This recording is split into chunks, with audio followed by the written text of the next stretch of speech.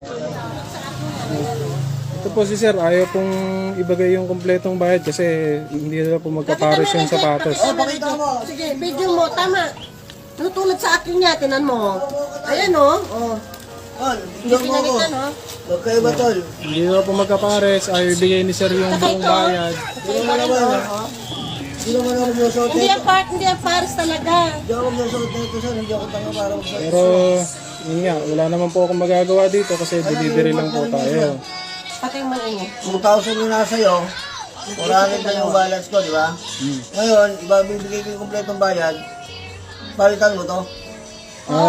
Kasi sir, yun nga po, delivery lang po kami. Tapos ito. Oo nga, tol. Ayan. Hindi siya Oo nga, pares. tol. Iba Pero yan. pwede mo naman itong ibalik sana.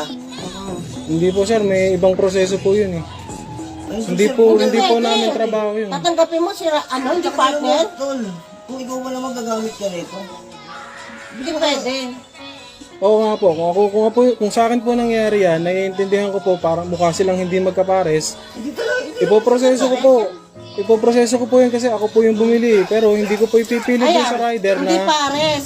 Tapos ito rin, magproseso. harapan mismo hindi rin pares. Pero rider din po ako dati, sir. Pag mga Opo ma'am, ganyan, balik talaga yan. paikot-ikot na po tayo.